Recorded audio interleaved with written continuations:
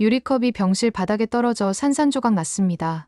은숙의 손에서 던져진 컵이 바닥에 부딪히는 소리가 병실 전체에 울려 퍼졌어요. 물이 사방으로 튀었고 유리 조각들이 반짝이며 흩어졌습니다. 정은수, 왜 이래? 기태가 놀라서 소리쳤지만 은숙의 눈에는 분노와 절망이 동시에 떠올라 있었어요. 핸드폰 화면에 떠오른 그 문자를 잊을 수가 없었거든요. 오늘 밤에 볼 수 있어. 보고 싶어 죽겠어. 발신자는 미영 비서였습니다. 기태가 변명을 시작하려는 순간 은숙의 목소리가 병실 전체를 울렸습니다. 그만해! 역겨워! 토할 것 같아! 기태는 주위를 둘러보며 당황했어요. 다른 환자들과 보호자들이 이쪽을 바라보고 있었거든요. 병실 안의 공기가 순식간에 무거워졌습니다. 기태의 얼굴은 점점 붉어졌고 유리컵 조각 때문에 병실 바닥은 아수라장이 되어버렸어요. 어쩌다 한 번 실수였다고 했잖아. 실수라니요. 은숙은 기가 막혔습니다. 핸드폰 화면에 떠오른 그 문자 내용이 실수로 보이나요? 이영 비서라는 이름으로 저장된 연락처에서 온 그 달콤한 메시지가 실수였다고요? 은숙의 가슴이 쿵쾅거렸어요. 닥쳐! 언제부터였어? 그 비서랑? 은숙의 목소리가 점점 커졌습니다. 10년 동안 참아왔던 모든 감정이 한꺼번에 터져나오는 것 같았어요. 시댁에서 종처럼 살면서도 남편만큼은 믿고 있었는데 그 마지막 희망마저 산산조각 나버렸거든요. 기태는 얼굴이 빨갛게 달아오르며 소리를 질렀어요. 그만해. 밖에 사람들 다 듣겠어. 사람들 시선을 의식하는 기태가 더욱 역겨웠습니다. 지금 이 순간에도 체면을 차리고 있다니요. 은숙이 얼마나 상처받았는지는 전혀 신경 쓰지 않으면서 말이에요. 은숙은 팔에 꽂힌 수액줄을 거칠게 뽑았어요. 바늘이 빠지면서 피가 흘렀지만 아프지 않았습니다. 마음이 더 아팠거든요. 무슨 일이에요? 환자분. 간호사가 유리컵 깨지는 소리를 듣고 급히 병실로 들어왔습니다. 바닥에 흩어진 유리 조각들을 보며 놀란 표정을 지었어요. 하지만 은숙의 귀에는 간호사의 목소리도 제대로 들리지 않았습니다. 온 신경이 기태에게 집중되어 있었거든요. 몸을 떨며 침대에서 일어서려는 은숙을 보고 기태가 막으려 했지만 은숙은 기태의 손을 힘껏 뿌리쳤습니다. 기태의 손길이 닿는 것조차 참을 수 없었어요. 그 손으로 미영 비서를 만졌을 거라는 생각이 들었거든요. 환자분, 진정하세요. 수액을 왜 뽑으셨어요? 상처가 더 날 수 있어요. 간호사가 다가와 은숙의 팔을 확인했지만 은숙은 간호사의 손길도 거부했습니다. 지금 당장 이 병실을 벗어나고 싶었어요. 기태와 같은 공간에 있는 것 자체가 견딜 수 없었거든요. 이 결혼은 이미 깨졌어. 은숙이 중얼거린 말을 기태가 들었는지는 모르겠지만 은숙의 마음속에서는 무언가가 완전히 부서져 버렸습니다. 바닥에 흩어진 유리컵 조각처럼 말이에요. 10년 동안 쌓아왔던 결혼 생활이 한순간에 무너져 내렸어요. 기태는 여전히 변명을 늘어놓고 있었어요. 미영 비서는 그냥 회사 일 때문이라고, 오해라고 말하고 있었습니다. 하지만 은숙의 귀에는 그 어떤 말도 들리지 않았어요. 그저 입술만 움직이는 기태의 모습이 우스꽝스럽게 보였습니다. 청소하겠습니다. 환자분은 진정하세요. 간호사가 다른 간호사를 부르며 유리 조각들을 치우기 시작했지만 병실의 분위기는 이미 돌이킬 수 없을 만큼 차가워져 있었습니다. 은숙은 기태를 바라보며 마지막으로 한마디 더 했어요. 이제 끝이야. 정말 끝이라고. 그 말을 마지막으로 은숙은 입을 다물었습니다. 더 이상 할 말이 없었거든요. 기태의 배신, 그리고 그 뻔뻔함 앞에서 은숙은 완전히 지쳐버렸어요. 바닥에 유리 조각들이 10년이라는 결혼 생활의 파편처럼 보였습니다. 퇴원 후 곧장 시댁으로 돌아온 은숙의 발걸음은 무거웠습니다. 현관문을 열자마자 익숙한 냄새와 함께 시어머니의 목소리가 들려왔어요. 이불 빨래 안 했니? 점심 안 차렸어? 병원에서 퇴원한 지 고작 1시간도 안 됐는데 벌써 일 얘기였습니다. 은숙이 얼마나 힘들었는지, 병원에서 무슨 일이 있었는지는 전혀 관심이 없었어요.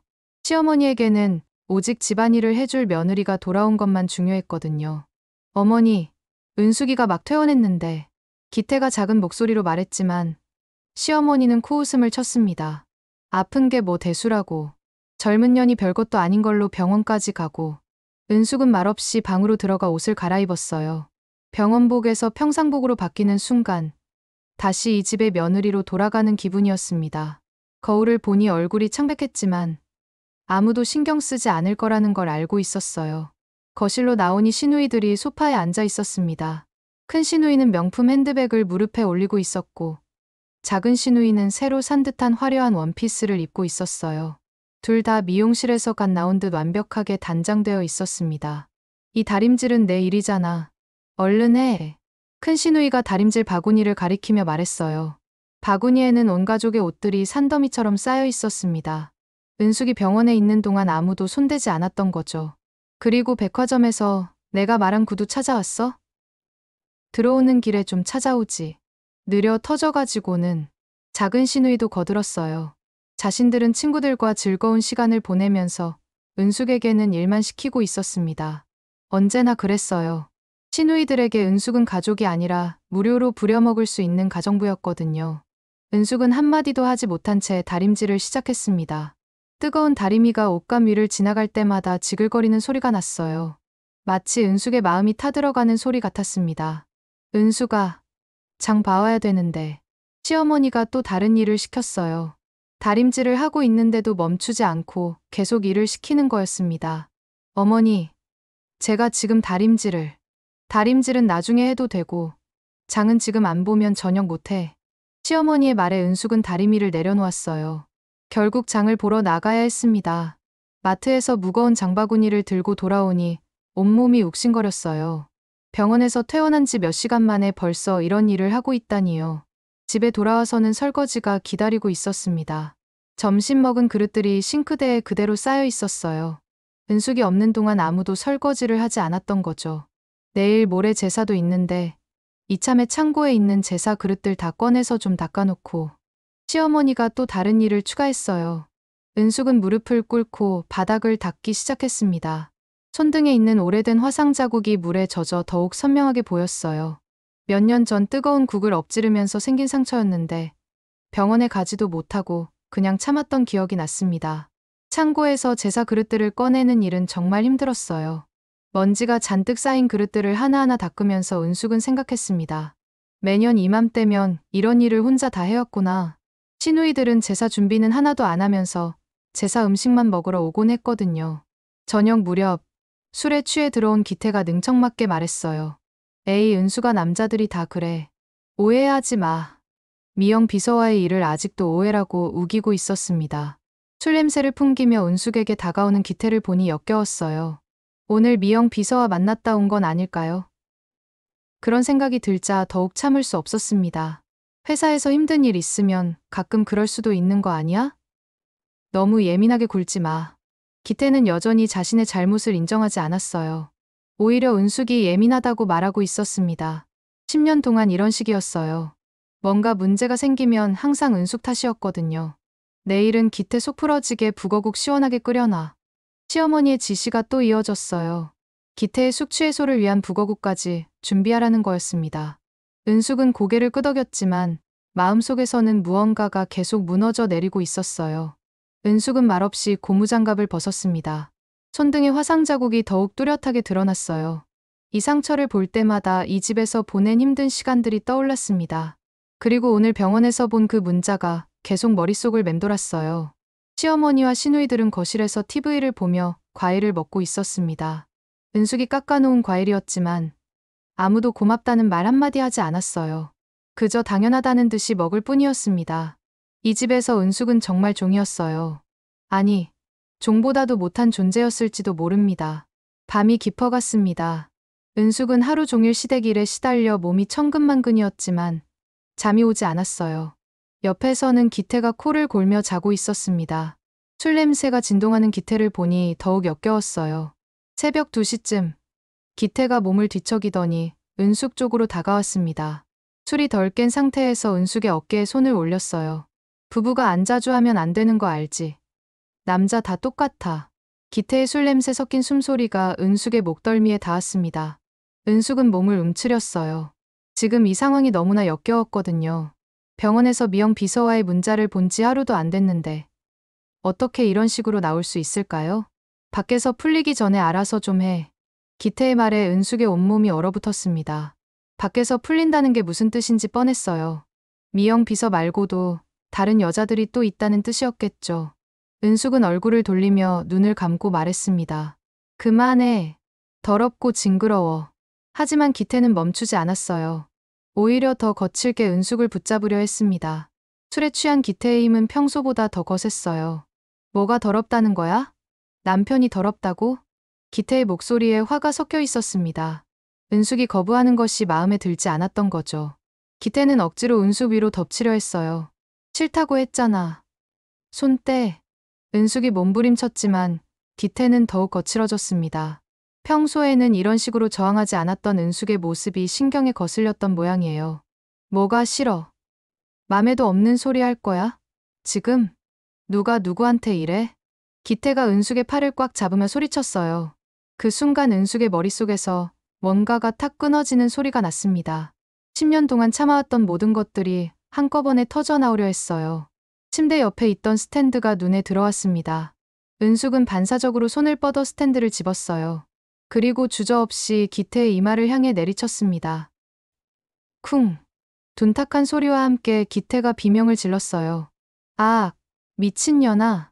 기태의 이마에서 피가 흘러내렸습니다. 스탠드에 맞은 부위가 벌겋게 부어올랐어요. 기태는 이마를 손으로 감싸며 바닥에 쓰러졌습니다. 도대체 뭔 일이야? 문이 박차고 열리며 시어머니가 들어왔어요. 뒤이어 시누이들도 따라 들어왔습니다. 기태의 비명 소리를 듣고 달려온 거였죠. 이현이 드디어 미쳤구나. 시어머니가 바닥에 쓰러진 기태와 스탠드를 든 은숙을 번갈아 보며 소리쳤어요. 기태의 이마에서 흘러내리는 피를 보고는 더욱 흥분했습니다. 지가 감히 오빠 피를 봐? 큰 시누이가 은숙에게 달려들었어요. 은숙의 머리채를 잡고 흔들었습니다. 작은 시누이도 가세에서 은숙을 밀치기 시작했어요. 미친년. 완전히 미쳤어. 오빠한테 어떻게 그럴 수 있어. 시누이들의 폭언이 쏟아졌습니다. 은숙은 머리채가 잡힌 채로 이리저리 끌려다녔어요. 하지만 이상하게 아프지 않았습니다. 오히려 시원한 기분이었어요. 이 집안 망신시키려니 시어머니까지 가세에서 은숙을 때리기 시작했습니다. 뺨을 때리고 어깨를 치고 머리를 잡아당겼어요. 3명이 한꺼번에 달려드니 은숙은 속수무책이었습니다. 그만해요. 그만하라고요. 은숙이 소리쳤지만 아무도 멈추지 않았어요. 오히려 더욱 거칠어졌습니다. 기태도 이마에 피를 닦으며 일어나서 은숙을 노려보고 있었어요. 너 정말 미쳤구나. 이혼해. 당장 이혼하자. 기태의 말에 시어머니와 시누이들이 박수를 쳤어요. 잘했어. 기태야. 저런 년은 내쫓아야 해. 가지고 온 것도 없어. 애도 못 낳아. 쥐뿔도 없는 게 받아줬더니 고마운 줄 모르고. 집단 구타와 폭언은 계속됐습니다. 은숙의 얼굴에도 피가 흘렀고 입술이 찢어졌어요. 그때 은숙이 입을 열었습니다. 아니에요, 어머니. 그 이때까지 저 몰래 바람 피고 있었어요. 결혼하고부터 계속이요. 순간 방안이 조용해졌습니다. 은숙의 말에 모두가 멈춘 거였어요. 10년 동안 저만 바보였어요. 회사에서 늦다고 거짓말하고 그 여자랑 만났죠. 은숙이 울부짖으며 말했어요. 10년 동안 참아왔던 모든 게 터져나왔습니다. 그래서 뭐, 남자가 그럴 수도 있는 거 아니야? 시어머니가 되레 은숙을 나무랐어요. 내가 남편을 제대로 못 챙겨서 그런 거 아니야? 집안일이나 제대로 해. 큰 시누이도 거들었습니다. 오빠가 밖에서 고생하는데 내가 집에서 뭘 했다고. 아무도 기태의 잘못이라고 하지 않았어요. 오히려 모든 게 은숙 탓이었습니다. 은숙은 절망했어요. 이 집에서는 자신이 아무리 피해자여도 가해자가 되는 거였거든요. 은숙은 맨발로 방을 나섰습니다. 시어머니와 시누이들이 뒤따라오며 욕설을 퍼부었지만 은숙은 현관문을 열고 밖으로 나갔어요. 차가운 새벽 공기가 상처난 얼굴을 스쳤습니다. 아팠지만 자유로웠어요. 드디어 이 지옥에서 벗어날 수 있게 된 거니까요. 새벽 4시, 본가 근처 앞이었습니다. 은숙은 맨발로 걷다가 더 이상 갈 곳이 없어서 그곳에 주저앉았어요. 찬 바닥이 발바닥을 시렸지만 아무것도 느껴지지 않았습니다.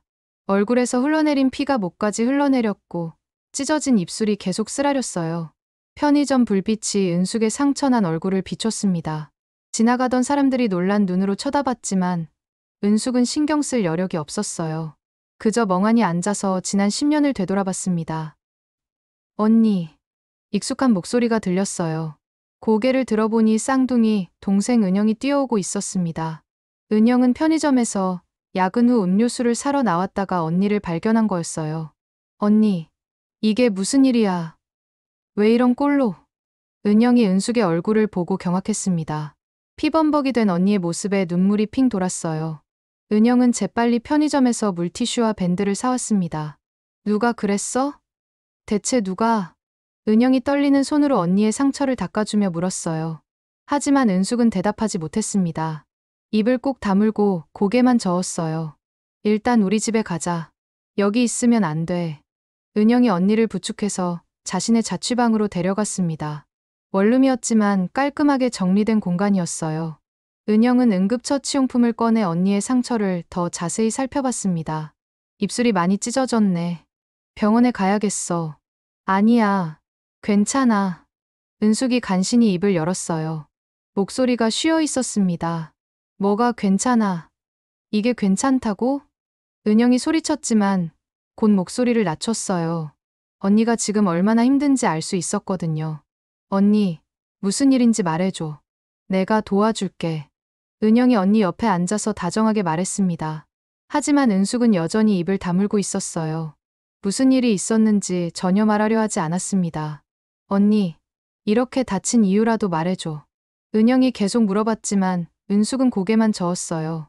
마치 무슨 비밀이라도 지키려는 듯 완고하게 입을 다물고 있었습니다. 은영은 답답했어요. 언니가 이렇게 심하게 다쳤는데도 아무 말을 하지 않으니까요. 분명 시댁에서 무슨 일이 있었을 텐데 언니는 그저 괜찮다는 말만 반복했습니다.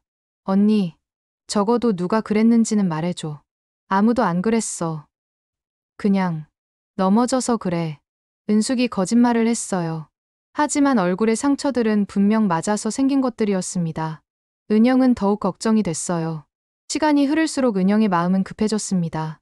언니가 아무 말도 하지 않으니 어떻게 도와줄 방법을 찾을 수가 없었거든요. 그때 은영의 머릿속에 한 가지 방법이 떠올랐어요. 언니, 안 되겠어. 아빠한테 말할 거야. 은영이 결심한 듯 말했어요.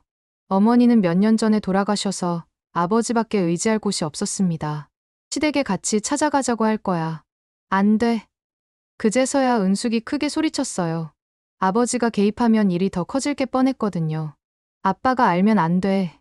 은숙의 절박한 목소리에 은영이 멈칫했어요. 하지만 포기하지 않았습니다. 그럼 언니가 말해줘. 무슨 일인지. 결국 은숙이 입을 열기 시작했습니다. 아버지에게 알려질 바에는 차라리 동생에게라도 털어놓는 게 나을 것 같았거든요. 그렇게 10년 동안의 긴 이야기가 시작됐어요. 은숙은 떨리는 목소리로 시댁에서의 모든 일들을 털어놨습니다.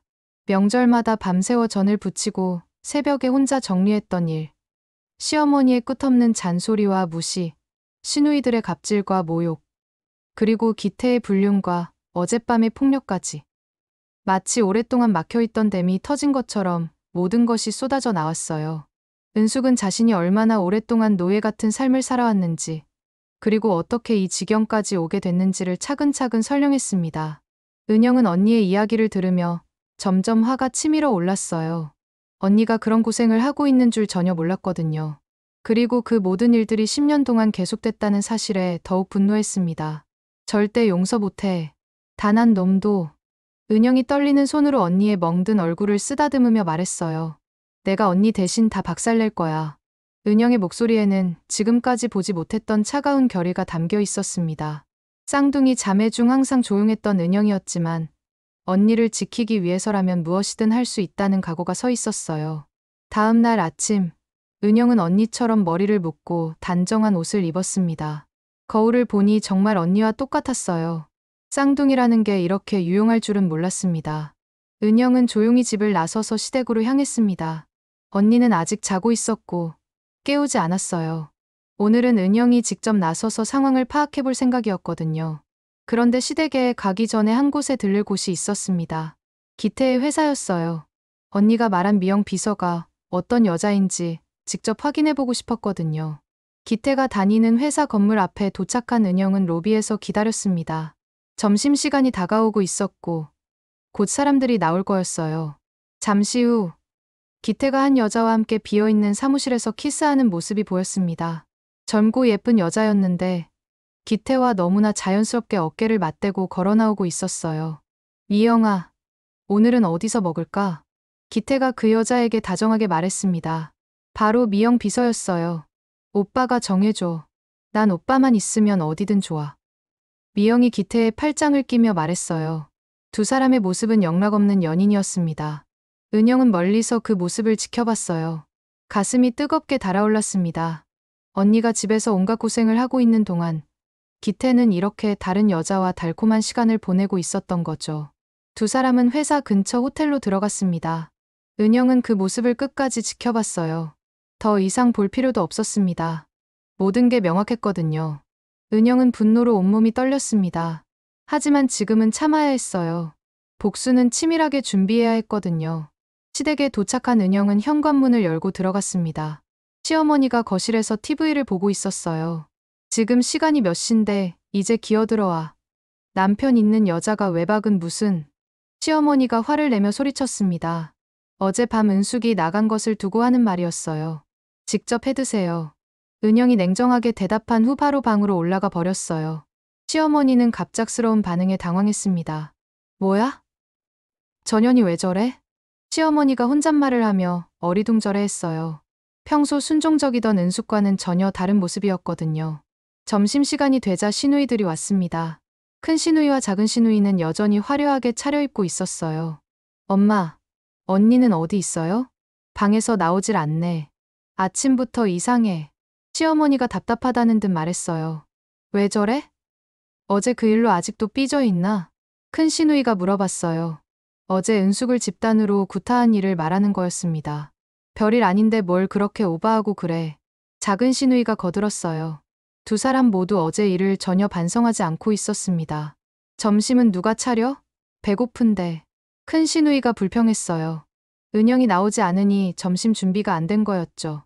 은수가 내려와.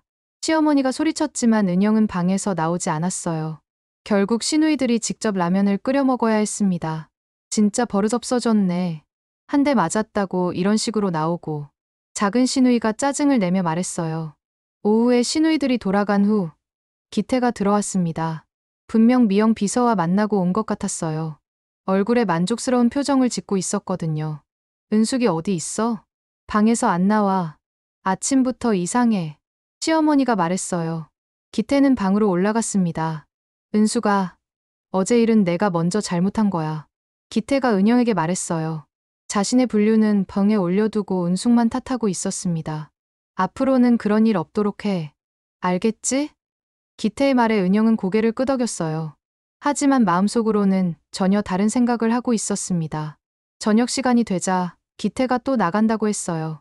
분명 미영 비서를 만나러 가는 거였겠죠. 늦게 들어올 테니까 문 열어둬. 기태가 대충 말하고는 나가버렸어요. 은영은 그 뒷모습을 조용히 바라봤습니다. 은영은 혼자 남은 시간 동안 복수를 위한 계획을 세웠습니다. 언니를 괴롭힌 모든 사람들이 똑같은 고통을 당하게 해야 했어요. 그리고 그 방법도 이미 생각해두고 있었습니다. 은영의 표정은 평소와 전혀 달랐습니다. 언니를 괴롭힌 모든 사람들을 향한 차가운 분노가 그 얼굴에 드리워져 있었어요. 쌍둥이라는 것이 단순히 닮은 것만이 아니라는 걸 이제 모든 사람들이 알게 될 거였습니다. 저녁이 되자 은영은 옷장에서 완전히 다른 옷을 꺼냈습니다. 검은색 가죽 재킷, 하이힐, 그리고 진한 빨간색 립스틱까지. 거울을 보니 평소의 은숙과는 완전히 다른 모습이었어요. 오늘은 제사 준비를 하는 날이었습니다. 시어머니가 아침부터 온갖 지시를 내렸지만 은영은 무시했어요. 대신 자신만의 계획을 실행할 준비를 하고 있었습니다. 은수가 제사상 차려야 되는데 뭐 하고 있어? 시어머니가 아래층에서 소리쳤지만 은영은 천천히 화장을 마저 했어요. 평소 은숙이 절대 하지 않을 진한 화장이었습니다. 거실로 내려간 은영을 본 시어머니와 시누이들이 경악했어요. 미쳤어? 제사에 그 꼴이 뭐야? 시어머니가 소리쳤습니다. 하지만 은영은 웃으며 한마디 했어요. 그 꼴? 이젠 제대로 된 꼴 보여줄게. 은영의 목소리는 차갑고 단호했습니다. 시댁 식구들이 당황한 표정을 지었어요. 제사상이 정성스럽게 차려져 있었습니다. 탕국, 나물, 각종 제기들이 가지런히 놓여 있었어요. 은숙이 며칠 전부터 준비한 것들이었겠죠. 은영은 그 제사상을 바라보며 생각했습니다. 언니가 얼마나 고생해서 준비했을까요? 밤새워 음식을 만들고 새벽에 혼자 정리했을 언니의 모습이 떠올랐어요. 이상, 언니 눈물로 매일 차린 거야. 은영이 제 사상을 가리키며 반말로 말했어요. 뭐라고? 갑자기 무슨 소리야? 시어머니가 화를 냈지만 은영은 멈추지 않았습니다. 당신들 밥상은 남의 고통이었고 그 대가는 오늘부터 갚아야 해. 그 순간 은영이 발로 제 사상을 걷어찼습니다. 쾅! 탕국, 나물, 제기들이 허공에 떠올랐습니다. 뜨거운 국물이 사방으로 튀었고 그릇들이 바닥에 떨어져 깨지는 소리가 거실을 가득 메웠어요. 아! 시누이들이 비명을 질렀습니다. 국물이 옷에 튀었거든요. 은영은 거기서 멈추지 않았어요. TV를 밀어 넘어뜨리고 소파 위에 쿠션들을 집어던졌습니다. 장식장의 그릇들을 바닥에 내동댕이 쳤어요. 쨍그랑, 쾅쾅. 집안이 순식간에 난장판이 되었습니다. 시댁 식구들은 그 모습을 넋을 잃고 바라봤어요. 인연이 진짜. 시어머니가 자리에서 벌떡 일어났어요. 얼굴이 빨갛게 달아올랐습니다. 하지만 은영은 태연했어요. 오히려 시원하다는 표정을 지었습니다. 정은숙 아니야. 은영이 또렷하게 말했어요. 나는 영. 오늘부턴 내 방식대로 간다. 시댁 식구들이 모두 얼어붙었습니다. 정은영이라는 이름을 처음 들었거든요. 뭐라고? 정은영이 누구야? 시어머니가 당황하며 물었어요. 정은숙의 쌍둥이 동생이야. 그리고 언니를 괴롭힌 너희들에게 복수하러 왔어. 은영의 말에 거실이 조용해졌어요. 모든 사람들이 충격에 빠졌습니다. 쌍둥이. 그럼 진짜 은숙이가 아니라고? 큰 시누이가 떨리는 목소리로 물었어요. 맞아. 어제부터 내가 은숙 언니 행세를 한 거야. 은영이 냉소적으로 웃었습니다. 그동안의 순종적인 모습은 온데간데 없었어요. 그때 기태가 집에 들어왔습니다. 거실의 아수라장을 보고 깜짝 놀랐어요. 이게 무슨 일이야? 기태야, 은숙이가 아니래. 쌍둥이 동생이래. 시어머니가 흥분해서 소리쳤어요. 기태는 은영을 바라보며 당황했습니다. 뭐라고? 그럼 진짜 은숙이는 어디 있어? 안전한 곳에 있어. 너 같은 쓰레기가 못 건드리는 곳에 말이야. 은영이 기태를 노려보며 말했어요. 기태의 얼굴이 붉어졌습니다. 뭐라고? 쓰레기? 그때 은영이 핸드폰을 꺼냈습니다. 어제 기태의 회사에서 찍어둔 동영상이었어요. 미영 비서랑 호텔 가는 거 다 찍어뒀어. 보고 싶어? 은영이 핸드폰 화면을 기태에게 보여주었어요. 화면에는 기태와 미영이 팔짱을 끼고 호텔로 들어가는 모습이 선명하게 나와 있었습니다. 기태의 얼굴이 창백해졌어요. 들켰다는 걸 깨달은 거죠. 그건 변명은 됐어. 이미 다 찍어뒀으니까. 은영이 손사래를 치며 말했어요. 오늘은 이 정도로 끝낼게. 하지만 이건 시작일 뿐이야. 은영이 현관 쪽으로 향하며 마지막 한마디를 던졌어요. 언니를 괴롭힌 데가 제대로 치를 준비나 해. 그리고 은영은 유유히 집을 나섰습니다. 뒤에서 시댁 식구들의 고함 소리가 들렸지만 은영은 뒤돌아보지 않았어요. 바깥 공기가 차가웠지만 은영의 마음은 뜨거웠습니다. 드디어 시작됐어요. 언니를 위한 진짜 복수가 말이에요. 3일 후 시댁에는 법원에서 온 고소장이 날아들었습니다. 우편함에 꽂힌 등기우편을 본 시어머니는 손이 떨렸어요. 이게 뭐야? 봉투를 뜯어보니 두꺼운 서류가 들어있었습니다. 민사소송 제기, 가정폭력 고발, 정신적 피해 배상 청구라는 글자들이 눈에 들어왔어요. 기태야, 기태. 시어머니가 소리쳤지만 기태는 회사에 나간 상태였습니다. 시누이들에게 급히 전화를 걸었어요. 언니들 큰일 났어. 법원에서 뭔가 왔는데. 1시간 후 시누이들이 모두 모였습니다. 고소장을 본 이들의 얼굴은 창백했어요. 이거 진짜야? 우리를 고소했다고? 큰 시누이가 떨리는 목소리로 물었어요. 배임, 횡령, 가정폭력, 정신적 피해. 이게 다 뭐야? 작은 시누이도 당황했습니다. 고소 내용이 너무 구체적이고 상세했거든요. 저녁에 기태가 돌아왔을 때 집안은 난리가 났어요. 야, 이거 봐. 우리가 고소당했어. 시어머니가 고소장을 기태에게 내밀었습니다. 기태는 서류를 읽어보며 점점 얼굴이 어두워졌어요. 이거, 증거가 이렇게 많다고? 고소장에는 10년간의 녹음 파일, 일기장, 가계부 내역, 그리고 사진들까지 모든 증거가 나열되어 있었습니다. 그날 밤 더 큰 충격이 기다리고 있었어요. 기태가 핸드폰을 확인하는데 회사 동료가 보낸 링크가 있었습니다. 야, 이거 너 아니야? 링크를 클릭하자 동영상이 재생됐어요. 제목은 명문가 집안에 숨겨진 실체 며느리 학대의 충격적 진실이었습니다.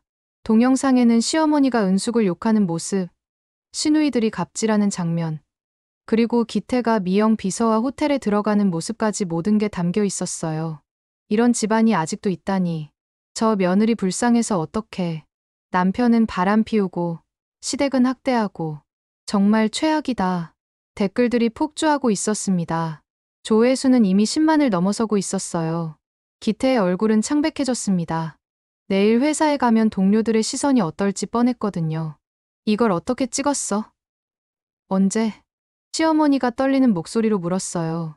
은영이 그년이 다 계획한 거야. 우리를 속이고. 기태가 이를 갈며 소리쳤습니다. 동영상은 시간이 갈수록 더 많이 퍼져나갔어요. 온라인 커뮤니티마다 화제가 되고 있었습니다. 다음 날 아침, 기태가 회사에 출근하자 동료들의 시선이 따가웠어요. 기태 씨, 이거 정말 당신 맞아요? 와이프한테 그렇게 했다면서요? 동료들의 수군거림이 들렸어요. 기태는 하루 종일 제대로 일을 할 수 없었습니다. 시누이들도 마찬가지였어요. 직장에서 동료들이 수근거리는 소리가 들렸고 친구들도 연락을 피하기 시작했습니다. 언니, 이거 우리 얘기 맞지? 작은 시누이가 큰 시누이에게 전화를 걸었어요. 사람들이 다 알아봐. 어떻게? 시어머니는 집에서 나오지도 못했어요. 이웃들이 수군거리는 소리가 들렸거든요. 저 집이 그 집이래. 며느리를 그렇게 괴롭혔다면서? 정말 무서운 집안이네. 동네 마트에 가려다가도 사람들 시선이 무서워서 돌아왔어요. 그날 저녁, 뉴스에서도 이 동영상을 다뤘습니다. 최근 한 온라인 커뮤니티에 올라온 동영상이 화제입니다. 시댁에서 며느리를 학대하는 모습이 담긴 영상인데요. TV에서 뉴스가 나오자 시댁 식구들은 모두 얼어붙었어요. 우리 집이 뉴스에 나왔어. 작은 시누이가 떨리는 목소리로 말했어요. 사흘 만에 그들의 삶은 완전히 바뀌어버렸습니다. 법적으로도 사회적으로도 모든 게 무너져 내렸어요. 변호사와 급히 상담을 받은 기태는 더욱 절망했습니다. 증거가 너무 확실해서 이기기 어렵습니다. 합의를 보시는 게 좋을 것 같은데요. 합의금이 얼마나 나올까요? 지금 합의금이 문제가 아닙니다. 앞으로의 회사 처분까지도 각오하셔야 할 것 같습니다. 기태 가족들은 완전히 무너졌어요. 모든 게 끝장난 기분이었습니다. 그들이 10년 동안 은숙에게 가했던 모든 고통이 단 3일 만에 고스란히 되돌아오고 있었어요. 이제야 그들은 깨달았습니다. 은영이 말했던 진짜 재판이 바로 이런 것이었다는 걸 말이에요. 6개월 후 강원도 시골 작은 마을의 자리한 도예 공방에서 은숙이 조용히 흙을 빚고 있었습니다. 창밖으로는 따스한 햇살이 들어오고 마당 담장에는 하얀 빨래가 바람에 펄럭이고 있었어요. 공방 한쪽에서는 고양이 한 마리가 평화롭게 졸고 있었습니다. 은숙의 얼굴에는 10년 만에 처음으로 진짜 웃음이 번지고 있었어요. 손끝에서 만들어지는 도자기를 바라보며 이런 평온한 시간이 올 줄 꿈에도 몰랐다고 생각했습니다. 언니, 오늘은 된장찌개야. 내가 좋아하는 방식으로 끓였어. 은영이 공방 문을 열고 들어오며 미소를 지었어요. 손에는 도시락통을 들고 있었습니다. 서울에서 주말마다 언니를 보러 오는 게 은영의 일상이 되었어요. 고마워. 은영아, 정말 고마워. 은숙이 흙 묻은 손을 닦으며 동생을 바라봤습니다. 눈가에 눈물이 맺혔어요. 이런 시간이 오긴 오네. 내 덕이야. 언니가 당연히 누려야 할 시간이었어. 너무 늦었지만. 은영이 언니 옆에 앉으며 말했어요. 두 사람은 따뜻한 오후 햇살 아래에서 조용히 식사를 나눴습니다. 시댁 쪽은 어떻게 됐어? 은숙이 조심스럽게 물어봤어요. 아직도 그들이 무서웠거든요.